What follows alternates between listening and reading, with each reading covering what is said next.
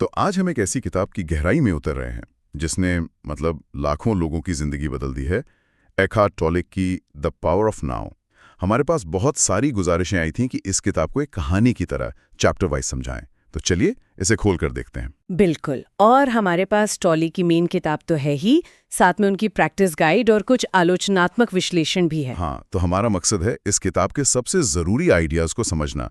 ये वर्तमान या नाव में जीने की शक्ति आखिर है क्या, और हम अपने दिमाग की गुलामी से कैसे आज़ाद हो सकते हैं। चलिए शुरू करते हैं। ठीक है, तो टॉली की जो सबसे पहली और बड़ी बात है वो थोड़ी चौंकाने वाली है।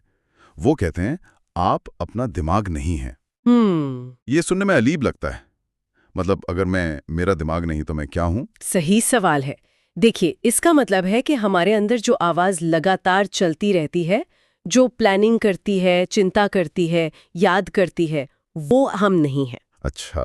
वो सिर्फ हमारे विचार हैं, हमारा ईगो। टॉले कहते हैं कि हमारी जो असली पहचान है वो हमारे विचारों के पीछे छिपी है। वो शांत मौजूदगी जिसे वो बीइंग कहते हैं। बीइंग? हाँ, और इसे महसूस करने के लिए वो एक प्रैक्टिस बताते हैं। विचारक को देखना, मतलब अपने विचारों को बस एक साक्षी की तरह देखो, उन्हें जज मत करो। तो बस देखना है, अपने ही विचारों से एक कदम पीछे हटना। बिल्कुल। और जब कोई ऐसा करता है ना, तो उन विचारों की लगातार चल रही धारा में एक गैप आता है, एक खाली जगह बनती है। वही वो जगह है जहां हमारी चेतना, हमारी कॉन्शियसनेस मजबूत होती है। और टॉले का सबसे बड़ा आइडिया यहीं से शुरू होता है। वो कहते हैं ज्यादातर इंसानी दुख और दर्द हम खुद पैदा करते हैं। कैसे? या तो हम अतीत के बारे में सोच के दुखी होते हैं, पछताते हैं, या फिर भविष्य की चिंता में घबराहट महसूस करते हैं। जबकि असलियत क्या है? सिर्फ ये पल, नाउ। हाँ, ये तो बिल्कुल सच है। दिमाग हमेशा या तो पीछे भागता है या आगे। तो इसका समाधान क्या है? वो लाइफ सिचुएशन और लाइफ में फर्क बताते हैं। लाइफ सिचुएशन और लाइफ, ये क्या है? मान लीजिए आप ट्रैफिक में फंसे हैं। ये आपकी लाइफ सिचुएशन है। आपका मन भविष्य की चिंता कर रहा है, मीटिंग का क्या होगा, बॉस क्या कहेंगे, है ना? बिल्कुल। लेकिन आपकी लाइफ क्या है? वो बस उस पल में कार में बैठना है, अपनी सांसों को महसूस करना है। टॉले कहते हैं कि खुद से बस ये पूछो, क्या मुझे ठीक इसी पल कोई समस्या है? और ज्यादातर जवाब नहीं होगा। एग्जैक्टली। ज्यादातर समस्याएं मन की बनाई हुई होती हैं। ये बहुत दिलचस्प है। लेकिन फिर किताब का नाम द पावर ऑफ नाउ, ये पावर या शक्ति आखिर है क्या? और देखिए, यहीं पर बात थोड़ी अस्पष्ट हो जाती है। टॉले इसे कहते हैं आपकी सचेत उपस्थिति की शक्ति, विचारों से मुक्त आपकी चेतना। ये तो काफी भारी है। हाँ, और कुछ आलोचक यही कहते हैं कि वो कभी साफ साफ नहीं समझाते कि ये शक्ति क्या है। जैसे मान लीजिए हिंदू धर्म में शक्ति या ईसाई धर्म में होली स्पिरिट को समझाया गया है। बिल्कुल वैसा कुछ नहीं है। अच्छा। जब उनसे पूछा गया तो उनके जवाब भी बहुत संक्षिप्त और रहस्यमयी टाइप के थे। तो एक तो ये शक्ति क्या है, ये साफ नहीं है। हाँ। और मैंने ये भी पढ़ा है कि उनके आइडियाज पर मौलिक न होने के भी आरोप लगे हैं। हाँ, ये एक बहुत बड़ी आलोचना है। एक लेखक थे मॉरिस निकोल, जिन्होंने टॉयले से कई दशक पहले लिखा था। ओके।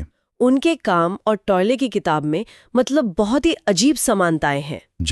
जैसे दोनों ही लेखक बार बार आने वाले नेगेटिव विचारों के लिए पुराने ग्रामोफोन रिकॉर्ड का जिक्र करते हैं। अरे! और दोनों ही सड़कों पर खुद से बड़बड़ाते हुए लोगों का उदाहरण देते हैं। निकोल ने लिखा था, आप अपने विचार नहीं हैं, और टॉयले कहते हैं आप अपना मन नहीं है। आइडियाज पूरी तरह ओरिजिनल नहीं हैं और उन्हें ठीक से समझाया भी नहीं गया, तो फिर इस किताब ने इतनी धूम क्यों मचाई? शायद इसकी ताकत इसकी सादगी में है।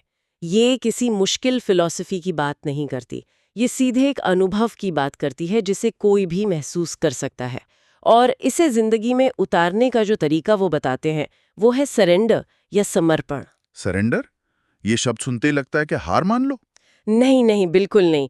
टॉले के लिए समर्पण का मतलब है जो भी हो रहा है उसे पूरी तरह से स्वीकार कर लेना, उससे लड़ना बंद कर देना। उनकी एक मिसाल है टॉर्च लाइट और कोहरे वाली। सोचिए, कोहरा आपकी जीवन स्थिति है, अतीत, भविष्य, चिंता, डर।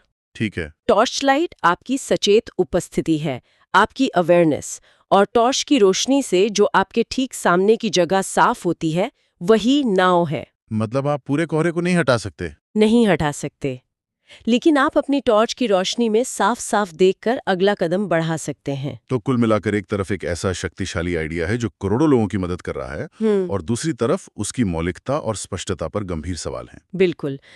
सार यही है कि असली आज़ादी अपने मन के बनाए हुए समय के जाल से निकलकर वर्तमान पल में जीने में है, क्योंकि वही एकमात्र सच है जो हमारे पास है। बाकी सब या तो याद है या कल्पना। सही।